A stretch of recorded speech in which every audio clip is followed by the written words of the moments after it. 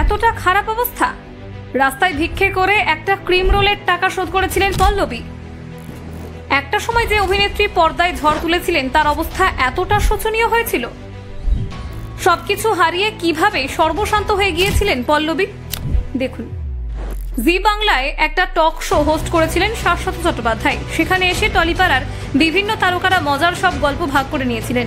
শাশ্বত একবার পল্লবী চট্টোপাধ্যায়কে প্রশ্ন করেন, তুই নাকি একবার ভিক্ষা করে টাকা শোধ করেছিলি?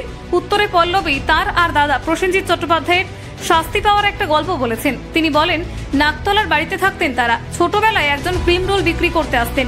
পল্লবী আর প্রসেনজিৎ মাকে না বলে টাকা না দিয়ে ক্রিম রোল খেয়েছিলেন। পরের দিন সেই বিক্রেতা এসে আগের দিনের ক্রিম রোলের পাওনা টাকা চান। তখন প্রসেনজিৎ আর পল্লবীর ডাক পড়ে। প্রথমে পল্লবী সম্পূর্ণ অস্বীকার করেন যে তিনি মাকে না বলে ক্রিম রোল খেয়েছেন, আর প্রসেনজিৎ কেঁদে ফেলেছিলেন মায়ের কাছে। এরপর শাস্তির পাল্লা।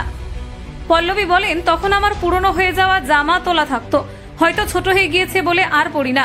ওরকম একটা জামা পরিয়ে মা বলেছিলেন রাস্তায় গিয়ে ভিক্ষা করে আসতে, যাতে ক্রিম রোলের টাকা শোধ করতে পারি। আমি রাস্তায় গিয়ে একদম ভিক্ষা করতে শুরু করে দিই। পাড়ার সকলে কি হয়েছে জিজ্ঞাসা করেন। তারা যে টাকা দিয়েছিলেন তা দিয়ে ক্রিম রোলের টাকা শোধ করার পর বাকিটা আবার আমি রেখে দিয়েছিলাম। দাদা কিন্তু ভিক্ষা করতে লজ্জা পাচ্ছিল।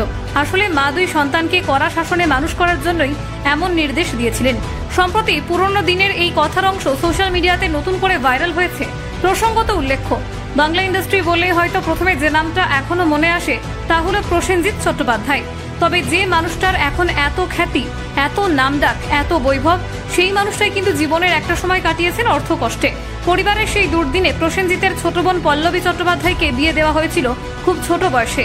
তখন 18-র কাছাকাছিও পৌঁছাননি পল্লবী। সঙ্গে পরিবারের পাশে থাকতে দাদার সঙ্গে চা বিক্রি করেছিলেন পল্লবী, এমনকি ট্যাক্সিও চালিয়েছিলেন।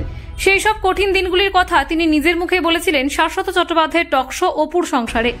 মায়ের আপন মামাতো ভাইয়ের সঙ্গে মাত্র 13 বছর আগে বিয়ে হয়ে যায় পল্লবীর। সেই সময় প্রসেনজিতের মা অর্থাৎ বিশ্বজিৎ চট্টোপাধ্যায়ের প্রথম স্ত্রী রত্না চট্টোপাধ্যায় ভেবেছিলেন মেয়েকে বড় করে তোলায় যেন অভাব না হয়, তাই এত জলদি বিয়ে দিয়ে দেওয়া। তারপর শ্বশুরবাড়ি থেকে স্কুলে যেতেন, সেখানেই ক্লাসিক্যাল গান শিখতেন। 15 থেকে 16 বছর বয়সে সন্তান হয়ে যায়। এই রকমও হয়েছে একবার পল্লবী চা বানিয়েছেন, প্রসেনজিৎ চট্টোপাধ্যায় সেই চা বিক্রি করেছেন। মাকে সংসার চালাতে সাহায্য করতেই ছোট অবস্থাতেই ভাই বোন নেন সেই সিদ্ধান্ত। মল রোড দমদমের ওখানে চা বিক্রি করেন তারা।